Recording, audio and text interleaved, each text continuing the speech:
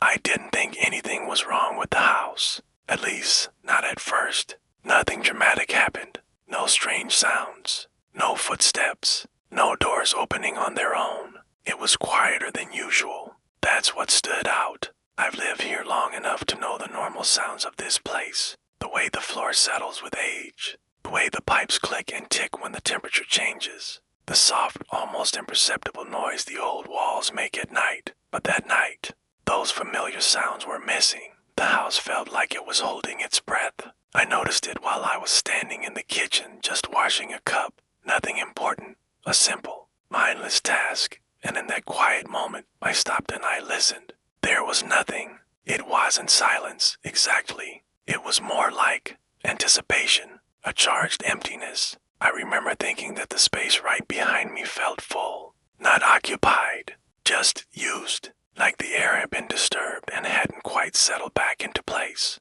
I slowly turned around. There was nothing there. Of course not. Just the empty kitchen bathed in the low light of the evening. Went to bed after that. I told myself I was just tired, that my brain was inventing patterns where none existed. And that explanation worked. For a few days. Then small things began to shift. Not move, not disappear. They corrected themselves. It was subtle, almost unnoticeable. A dining chair I knew I'd left slightly angled was perfectly straight when I came back into the room.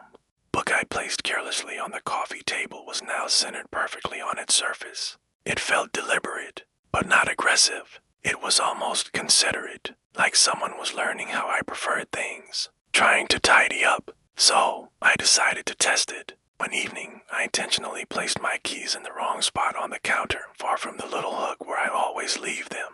I went to bed, a knot of anxiety in my stomach. When I woke up the next morning, my heart pounded as I walked into the kitchen, and there they were, hanging in their usual place. That's when I stopped touching things unnecessarily. I realized the house wasn't changing, it was adjusting to me. I started paying close attention to the timing. Whatever was doing this, it never acted while I was watching. Never while I was focused. Never while I was alert. It only happened when I relaxed. Only when my attention drifted even for a moment. Late at night, I would jolt awake without knowing why. No sound woke me. No nightmare ended. I would just be awake, staring into the dark, and the room would feel slightly warmer behind me. Not like a body, more like breath slow, controlled.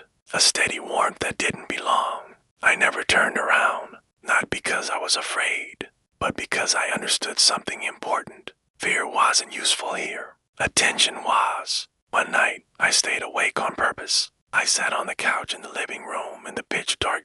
No phone, no TV, no distractions. I just watched the long, dark hallway. Nothing happened. Hours passed. The house stayed perfectly still, silent. My eyelids grew heavy. Eventually, my focus slipped. My mind wandered.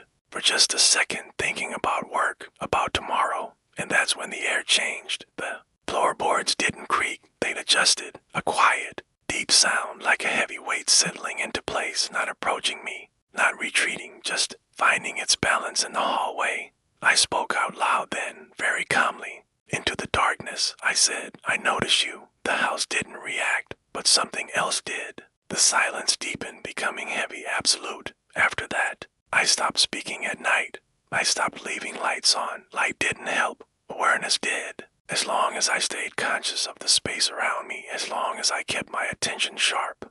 Nothing happened. But the moment I relaxed, when my mind wandered, the house continued learning.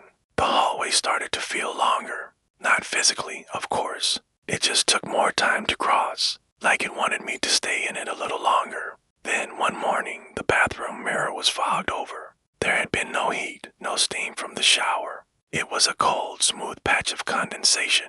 As I stared at it, a shape began to fade away slowly. It wasn't a handprint. It was the distinct impression of a shoulder, broad and solid.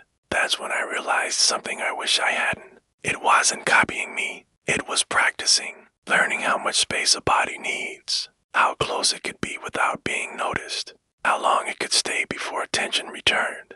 Don't sleep deeply anymore. I don't fully relax, not even for a second. I can't afford to, because the moment I do, the house settles again. Not against me, but around me. like it's learning how to live here permanently. I know one day I'm going to forget to pay attention for just a moment too long, and on that